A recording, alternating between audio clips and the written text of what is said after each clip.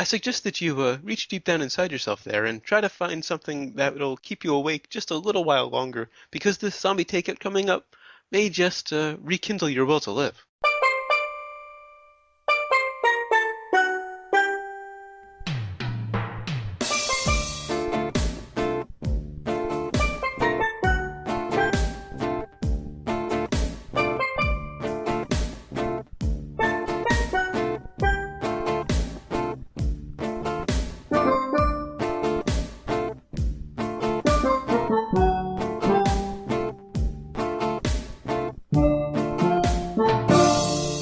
What's up? Welcome to episode 213 of Zombie Takeout, Zombie Takeout.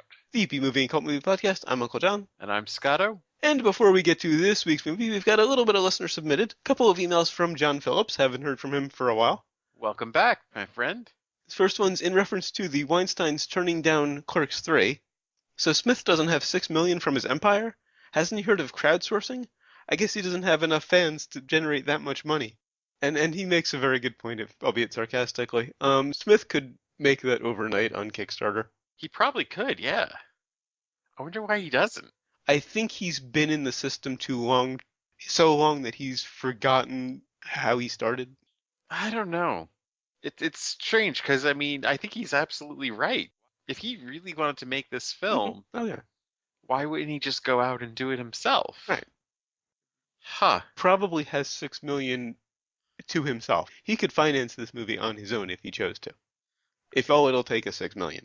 Well, of course, it could just be that he doesn't think he can make it back. Well, yeah, that's a distinct possibility, and he wants someone else Yeah. to take that risk instead of himself. Right. But with crowdfunding, if you do Indiegogo or Kickstarter, you don't have to pay anyone back as long as, you can follow through on the perks. Yeah. Which he has a ton of stuff that, I mean, Oh, yeah. he could just send stuff from Mhm. the stash, or, I mean, He could easily make the perks irrelevant to the success of the movie. Usually they aren't relevant to the success of the project. So, all of that would be accounted for before the movie gets released. So he wouldn't have anybody to answer to if it bombs, and he wouldn't have anybody getting upset with him because they didn't make their money back. It yeah. really is the perfect solution, but like I said, I think he's just been in the system too long. I don't know. Well, because he's kind of out of the system now. I mean, even though he's still making the movies, the man started his own podcasting network Yeah, yeah, rather than, just stay. I mean, he could have had a show on Sirius XM. right. Like they were playing him on like the O&A channel, or like was once called the O&A channel before it just became the O channel. I don't know. Before the merger, it was they were playing him regularly, and that's when I listened to a lot of his episodes. Mhm. And just now with his own network, I just don't really catch him Mhm. as often as I should. But as far as movies go, I still think he wants someone else to take the financial risk.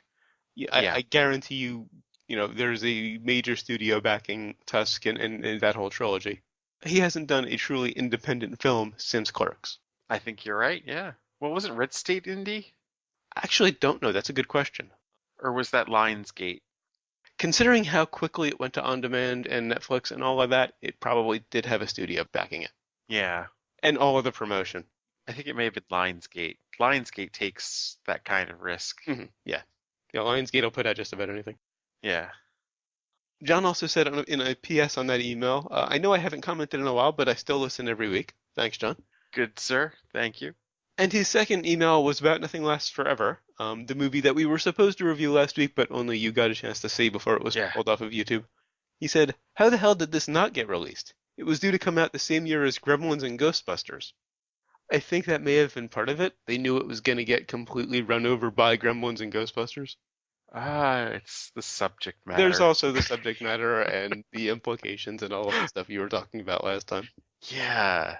Yeah, you know what? I listened to our episode, of course, as I do every week. I listen to us before going on just to like see if we fucked up anywhere, or if there's anything and I left out the part of the secret society that lives underneath New York that controls everything that goes on, all of reality. Well, you got to have a nice Illuminati reference. Yeah, except this is 1984, and there were no Illuminati references made that That's true. right. Hmm. for I the mean, reasons it wasn't released. people, the Masons, an old Yeah, organization, long history. People were always suspicious of them and stuff. the Stonecutters.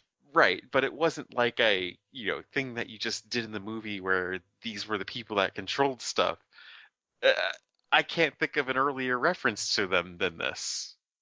But yeah, there are people that live beneath New York who control pretty much everything that happens. Well, the Masons were referenced by The Simpsons as Stonecutters. I think that was the 80s. Oh, way after this, though. Oh yeah, way after this. Probably more 90s, by the Possibly, yeah. time that episode Yeah, came because they out. didn't start till the late 80s. That's right. I always Yeah. think they started earlier than they did. Well, they were a short on Tracy Yeah, Ullman between commercials right. in like 86, 87, Yeah. That's why I think that they started earlier. and then got their own show like 88, 89, I think. And of course, Nothing Lasts Forever was years before that. Yeah. All right, on to some news. This is from Deadline. Undead, Pride and Prejudice and Zombies resurrects with Lily James, Sam Riley, Bella Heathcote to star. The movie version of Pride and Prejudice and Zombies is now a reality, with principal photography slated to start in September, and Cross Creek Pictures acquiring domestic rights with a commitment for a wide U.S. release. Hot British actors Lily James and Sam Riley and Australian Bella Heathcote have been set to lead the film that mixes the 1813 Jane Austen classic, Pride and Prejudice, with a legion of bloodthirsty undead. How awesome would Bruce Campbell have been, Mm-hmm. is it Rochester? That was the moody Right, yeah. asshole. Uh-huh. Here's where it gets interesting. Burr Steers, director of Igby Goes Down and Charles St. Cloud, is directing, from a screenplay by David O. Russell. What? David O. Russell, the fighter. I Heart Huckabees. What was the least recent one? I can't. Oh, the one with Jennifer Lawrence and Bradley Cooper. Holy fuck! Silver Linings Silver Playbook. Linings Playbook. He's writing the screenplay for Pride and Prejudice and Zombies. That is probably one of the last names that I was expecting you to say. This story was not going to be in the news tonight until I got to his name. Because the rest of it, we've talked about the movie, but the rest of it isn't really that interesting Have we until you really get to talked about David the O. movie? Russell. I think we've mentioned it. I mean, I'm sure we probably talked about it like Abraham Lincoln Vampire Mhm. Hunter, Zombie Slayer, or whatever the fuck we did. Vampire Hunter. I get the two confused. I've heard the book was pretty good, actually. The movie, not so much. But, I mean, David O. Russell, really? Yeah. I think that was probably right after Woody Allen, maybe, of names that I was not expecting you to say. Well, Russell has done some interesting stuff. Huckabees, for Tyler example. Perry's Pride and Prejudice and Zombies. Oh, God. So, yeah, I might not have been that interested in the film. I am now.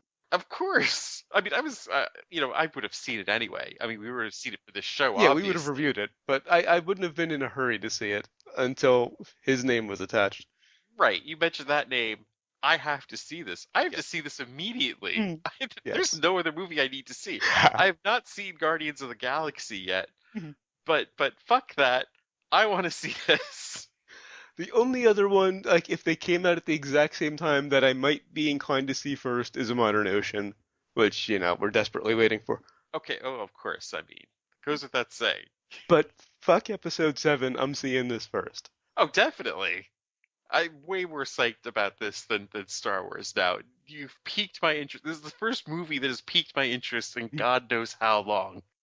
Maybe that the 12-year movie that's out right now, Boyhood. Right. But I mean, that's not like, oh, Mhm. I gotta see it. It's like, you know what? It's That's an interesting probably idea. gonna be cool. Yeah, you gotta see how that concept plays out. But this, I gotta fucking see this. Oh, yeah. I just hope it's not a red herring, or he doesn't, leave before, any work gets done. Or Oh no. although if they're shooting in September, which means the screenplay's done. He's David O. Russell. He can do whatever the fuck he wants. Yeah. Did he win an Oscar for Silver Linings Playbook? I believe so, or was it nominated? Did the fighter get Best Picture, or was it just nominated? I don't know. I think it was just nominated. Okay. But I remember Silver Linings Playbook taking a lot of Yeah. awards that year. So the man can do whatever the fuck he wants Yeah. at this point. And if he wants to direct Pride and Prejudice and Zombies, god damn it, he will. That's the thing. Those were directed by David O. Russell. This is just being written by him. Yeah. Um, Bruce Okay, Dern yeah, is that's right. directing. Screenplay. Yeah. Still, I'm assuming he wrote the screenplay to his films. I can't see anybody else writing Huckabees. I'm sure that was an Yeah. original. So yeah, this is gonna get real interesting. What other writers do you think that should have been on the least expected list of Pride and Prejudice and Zombies? I would have expected Jane Austen herself before David O. Russell. Well, if she were a zombie, that would not be impossible. Possibly. Well, I don't know if she'd be able to write if she were a zombie. Perhaps a vampire, which is a whole different thing. You think their fingers would fall off or something before? I Well, don't they just don't seem really capable of higher thought. know. Why does the page say brains, brains, brains over and over again? Exactly. Anyway, on to this Anyway, week's movie, which is from 1972, Silent Running. And of course, that brings us to the impromptu plot summary, sponsored by Cantaloupe. It has a color and a smell. and also brought to you by greenhouses. Grow all the plants you want. No spaceship required. I'm sorry, can you hear me? Yes.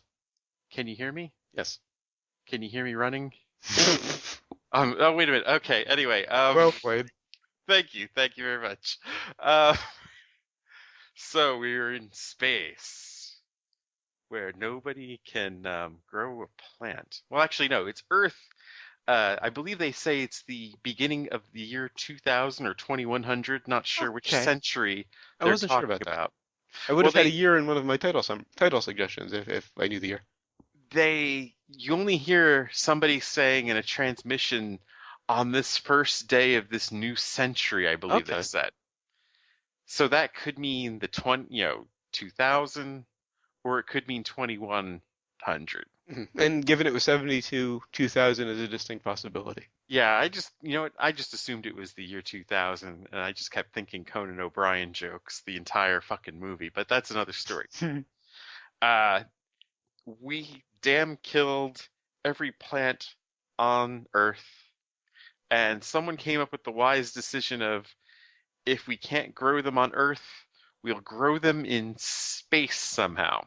hmm Which, of course, the whole time I was thinking, why couldn't we just use this thing the Victorians had even used called greenhouses? Yeah. Uh, They're already in a geodesic dome. Just put it on Earth. right. So instead, they launched it into space because I guess we couldn't be trusted to grow them on Earth. I don't know.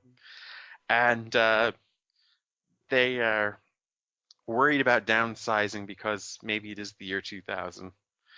And they believe not only are they recalled back to Earth, and this is a point that is never explained in the movie, Mhm. they have to blow the plants up. Because they're unnecessary cargo, because the freighters are being returned to commercial service, and nobody cares about the plants. Except for, Right. oh, Why not just jettison them into space? yeah. Because plot. You're right, because plot. Plot happens. Uh, so right. They they have to nuke them, and of course our hero, who is the last person of the human race that cares about plants and knows a little bit about them, as it turns out later in the film, not nearly enough Because about apparently he plants. was the ship's doctor. And all I could think of was the whole water runs downhill moment from last week of the plants need light. I'm just like jaw dropped. You gotta be kidding me. But anyway, he he decides he's not going to just blow all the plants up. He's going to at least take one of them with him and make a run for it, killing his coworkers in the process. And that's where it becomes a very different movie. Yes.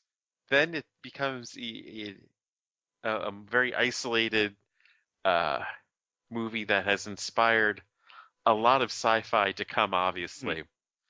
Um, he is all by himself.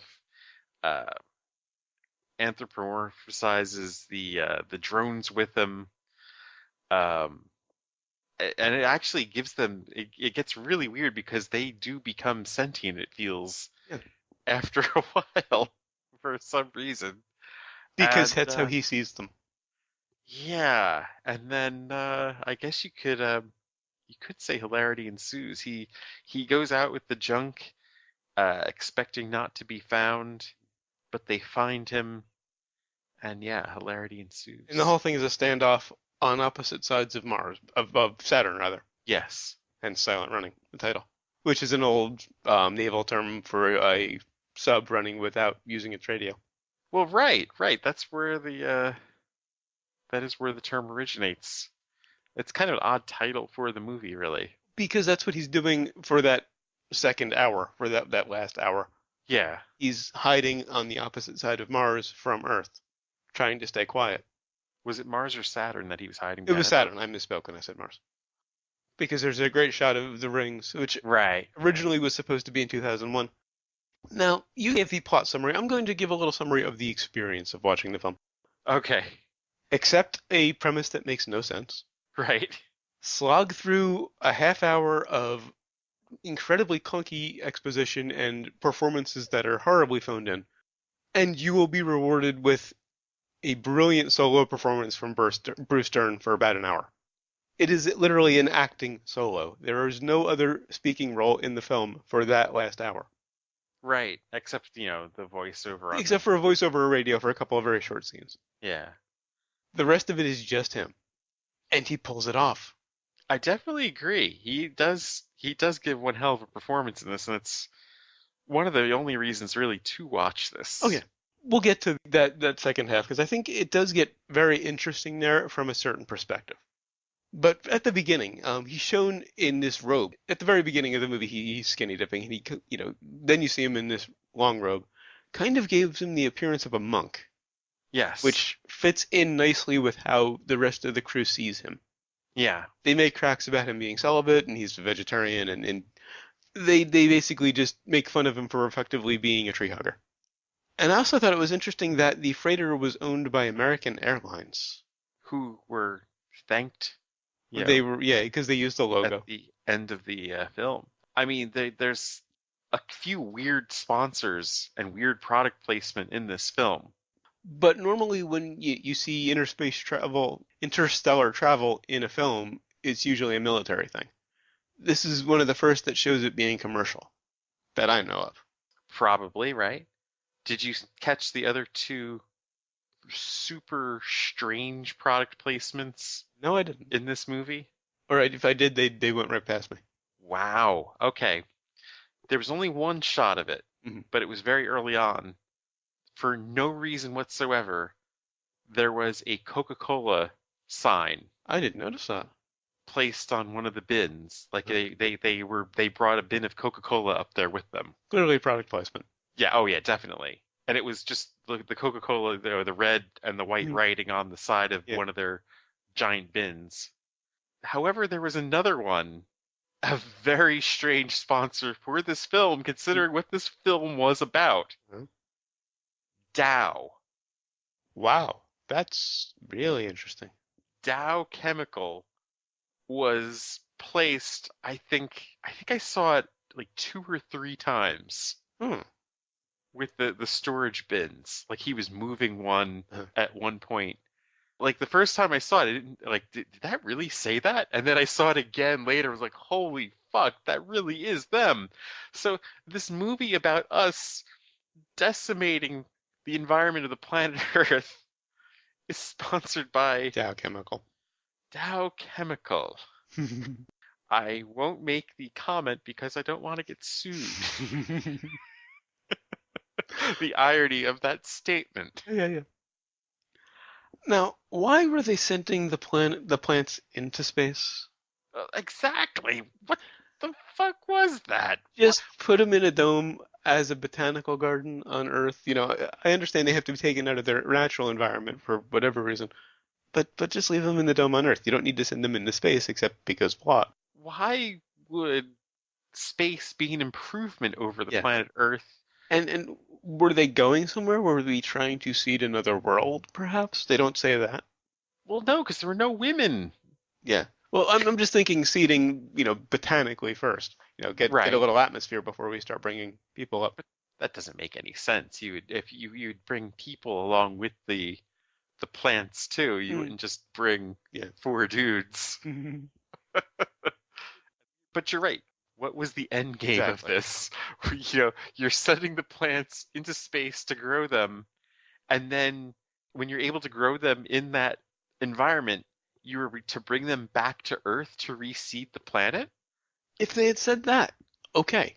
At But I least think give us that's a what the reason. goal was. I think that's what the goal was. They were going to repopulate the planet Earth with the stuff they were growing in space, Mhm. which makes even less sense Yeah. because if you move the plant from one environment to the other, isn't there a possibility that most of them will die anyway because they're being moved? And apparently Earth had a shield of some sort because it was 75 degrees everywhere, he says, at one point.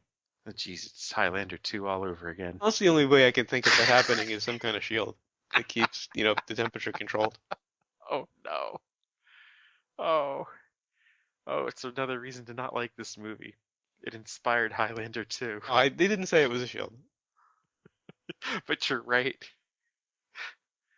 They put the shield up. The interesting thing about this film, and I will give it credit for not taking long to get to that point in the story where they're recalled and given the order to blow the plants. Yeah, which again makes no No, fucking sense. but that's where it gets interesting. Up Yeah. until then, it's painful. I Yes. I saw this movie years ago and remembered loving it, and for that half hour, I had no idea why. Well, think about I don't I think there's a lot of things the writer doesn't seem aware of. Mm. Like even in 71, there had to have been a lot of space junk up there already, right? For Maybe satellites and not. whatnot. Maybe not. Yeah, probably nowhere near as much as there is now. No. But I guess you could say there's an irony to that, Mhm. that they were able to pollute the planet Earth, but did not want to pollute space with the debris. Mhm. Of course, if you nuke it, you're still going to have debris, only radioactive debris. Well, yeah, but it is space and there's radioactivity all around anyway, right? Mm. Now, this was directed by Douglas Trumbull, who had previously worked as a special effects supervisor on science fiction films, including 2001: A Space Odyssey and The Andromeda Strain. That is what kept me into this, were just the visuals. Those models used for the exterior shots of the ship were beautiful. I mean, Lucas has nothing on this. Like, right, the space scene, even, like for that time, Mhm. was fucking amazing. That shot of Saturn, as I mentioned earlier, was originally supposed to be in 2001. As it should have been. It easily could have been used there. I mean, it was. I was even wondering if this was visually superior to 2001. It's been a long time since I've seen it. Tough call. Same here. That is a tough call. I mean, some of the exterior model shots Mhm. were a little too exterior model shotish. Yeah. If I could coin a new phrase there, I don't know. But I mean, the space scenes itself, they're no boxes or Yeah. anything around it. Like Lucas Yeah. had That five sort of years thing. later. But then again, he wasn't doing like fast moving Right. ships Sure. like Lucas was. It wasn't green screen stuff. It was just straight up model shots. Yeah. Now, Trumbull also said that he learned to be a director while working on this film. He had no training or experience on the job previously. Kind of shows in a lot of ways. I really don't know if the director's at fault for this as much as the writers. And the writers, I really don't think I can fault two of the three writers. It has to be the main writer, the one listed first, Derek Washburn, who really did not write a whole lot after this. Uh-huh. Like he only has a handful of credits. But the other two writers, did you see who were the writers of this fucking film? Didn't notice. Mike Cimino, Okay. who went on to write The Deer Hunter Oh, wow. and, of course, Heaven's Gate. Uh, And then a little known guy by the name of Stephen Bochco. oh, wow. Yes, Okay. that Stephen Bochco. See, in terms of the dialogue, I'm okay with this film, so to speak, dialogue, monologue, I guess. Yeah, I'm okay. It's the basic premise is the issue. I just don't understand why they didn't consult, oh, let's see, a botanist or a scientist. Yeah. And I'm willing to forgive that because of Dern's performance and the implications of what he does. Because when he kills the first of the crew members, Yeah. as I said, becomes a very different movie. He takes a complete descent into insanity. Oh yeah. And in an earlier scene, there were obvious and very heavy-handed anti-consumerist messages. Oh yeah. And anti-consumerism and homogenization and disposable culture and all of that stuff, Right. very heavy-handed in one scene. But it really ultimately becomes about zealotry. True.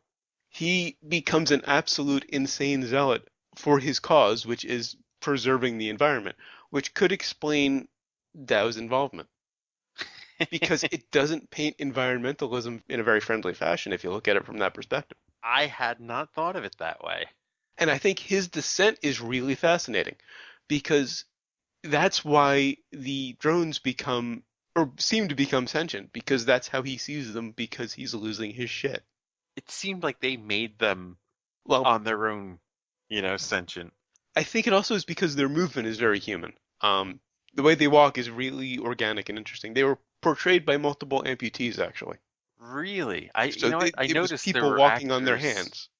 Holy shit. I'm assuming they were walking on their hands. It makes sense with the way they move, which made them feel very real and very organic. Huh. Yeah, I was very confused when I saw actors in the part of them. Yeah, because they're very small and you don't think an actor can fit But multiple the whole deal amputees. with them playing cards and stuff, Well, that's you just a know? calculation.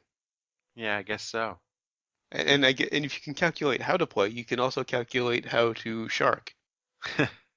Because one of them throws a hand and then takes the next hand. You assume that it sharked him.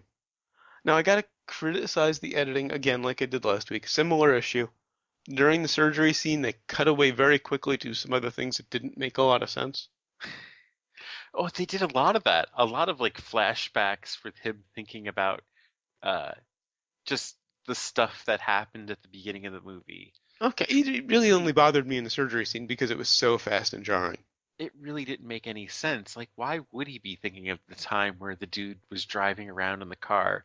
Those weren't like good memories or happy memories. I He was mean, going insane. it was just this point of we want to like show other faces. It was kind of a concern I think they had of losing the audience in the middle of the, solo performance. Possibly. Yeah, I can see that. You want to have other actors in there, Yeah, and other voices. That's a good point. but it just felt unnecessary, like it didn't need to we didn't need to see those guys again really. No, no, no. They served their purpose. They delivered the clunky exposition and they were out of there. Right. Now, one thing this movie did make me realize, I can't stand Joan Baez's voice. She sings two songs in the soundtrack and it was nails on a blackboard to me. Yeah. I think the music was dated even when this was put out, if you think about it. I mean, 71, 72. It's, a little past that whole granola thing. Just at the tail end of it, actually. Yeah, but just enough where, it was no longer like where music was going. Mhm. It sounded like they used something from 67 rather than 71. Yeah, yeah. Hmm. And I think they were just playing up the environmental angle. Oh, but God, man. And yeah, it was just beating you over the head. And like I said, I just can't take her voice, so that just stuck out like a sore thumb to me. Well, right. I mean, all of it was her voice, the lyrics, all of it together was just, and it didn't go, No. This whole idealistic thing of, planting and harvesting which is why I'm kind of surprised about, them portraying environmentalists negatively in the end, because when you put the Joan Baez in there, it's hard to imagine that they're doing that. I think that was just to play that angle without thinking about what they're ultimately trying to say. I think they just threw her in because it fit the movie at that moment Yeah, without a concern for the ultimate message. but it doesn't fit. Like when you're in the middle of deep space. Well, I guess not deep space, but far the fuck away from Earth. Yeah, behind Saturn. Yes. Now, about two-thirds of the way in, with about a half hour left of the movie, I realized something that made it even more disturbing than his just descent into madness. He never had an exit strategy. I assumed his exit strategy was just to live on the ship for the rest of his life. Again, no exit strategy. What is he Right. ultimately trying to do? Take it to another planet, to one of the moons of Saturn, maybe? I don't know. He does this. He kills these crew members and steals a ship with no plan of where he's going to go, Yeah. which just shows how insane he is. He just wants to preserve that forest. I mean, you get it because it is the last Yeah. plants in existence. For all we know, there might not be any others. Mhm. So I mean, he is keeping the last plants alive. But yeah, where was he going to put them? Exactly. Where are you going with it? And even what he wound up doing in the end was just so fucking stupid. It I was mean, insane. It was the last act of a lunatic. setting up lights to replace the sun and a drone to watch the Eventually, the drone's going to run out of power. And what's generating the CO2 for the plants? exactly. It feels like they didn't know much about botany when they wrote this. Or he was just desperately trying to do something, in the middle of losing his mind and being a complete zealot. He was just desperately trying to keep them alive without really being prepared for what he had to do. But didn't it give you the feel that he won, that the forest was coming back and the drone was taking care of them? See, I didn't get the feeling he won at all. I got the feeling it was just a desperate act that was ultimately futile. Like if they'd showed the forest still dying in the end, if that was like the last shot of the film, I would agree with you. But they showed the green tree and the drone working away. And maybe I was thinking too much. I only thought, what happens when the drone runs out of power and the Well, of course. CO2 dries out. Or when those lights that he's using instead of the sun go Go burn out. out. Like Yeah, how long would they fucking go for? right. And I still can't get over that. What? We're not by the sun. They're in the dark for too long. They need light. Oh my God. Water runs down. I didn't take it as that obvious of a statement. I think again that Of course plants need light. Dern's performance bought a lot for me in this film. Jesus Christ. Plants need light. If I know Well, this, of course. I'm not very well steeped in science.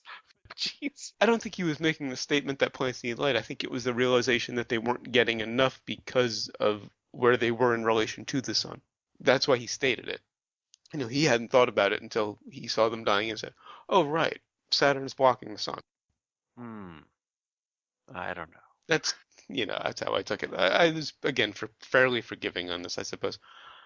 Incidentally, several shots of the Valley Forge and its sister ships were later reused in the television series Battlestar Galactica as an agricultural ship in the refugee fleet. They were used as an agricultural ship in Battlestar too? Yeah, in the classic. No kidding. Well, yeah, obviously the classic. But yeah, the hallway they were driving around in was very familiar. Well, Like it's just this, kind of generic white triangular sci-fi. the shape of the hallway is very unique. Like Battlestar, they would always show, like in the classic, they would always have that close up of the ship zipping through the hallway, Yeah, yeah. and yeah. Well, this was a huge influence on a lot of things. Also, Joel Hodgson, creator of MST3K, credits Silent Running as a major influence for that show. I know, sitting through it, I felt a lot like him actually. All right, I'm done with my notes. Ah, I think the strangulation scene. Hmm. Wow. The first crewman he kills The with first kill, yeah, yeah. shovel. The guy went down just a little A little too too easy, easily. admittedly, Yeah. yes. And I was just wow, happy to see them die at that point because I hated their performances. They they were were really phoning it in. they were pretty bad. It was kind of like some buddies, or whatever came along and And one of them looks familiar. I think he's done work before, but he's done other work, I should say. well, yeah, they all have like pictures on IMDb, which means they've done multiple things. And of course, if you didn't like Joan Baez's singing, Hmm. didn't putting her over a montage help? Yeah, I think I just blocked that out.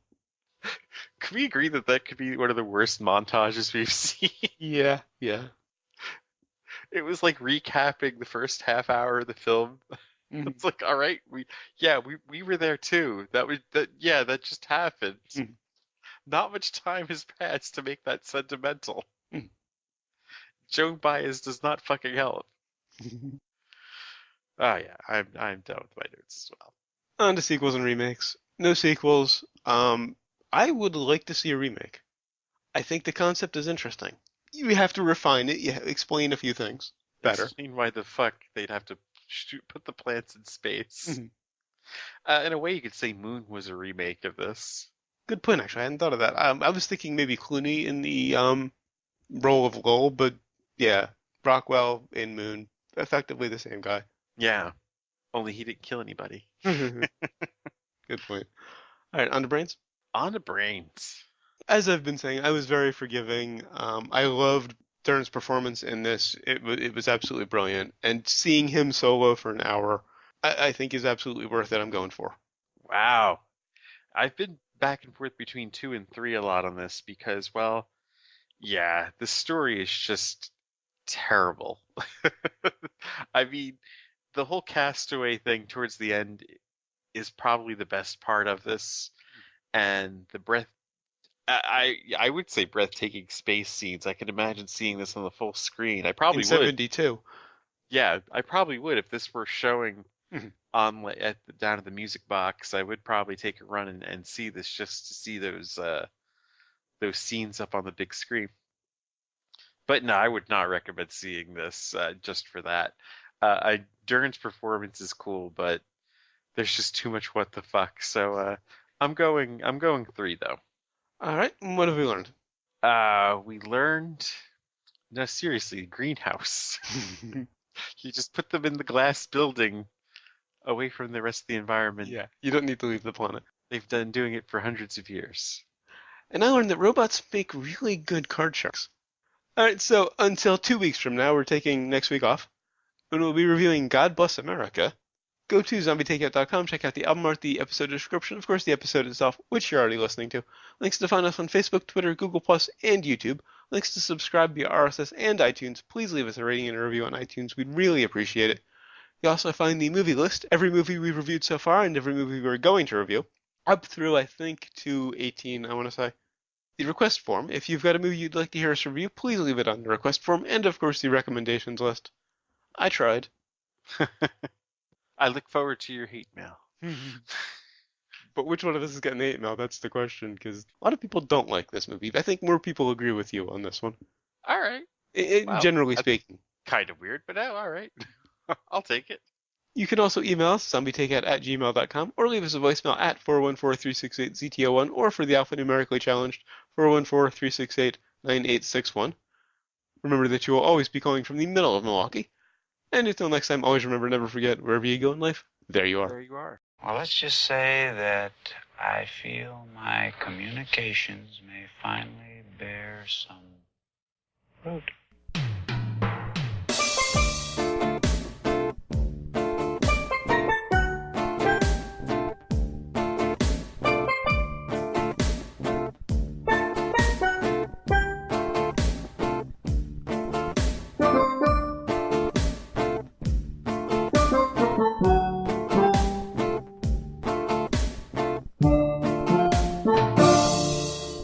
But normally when you see interstellar travel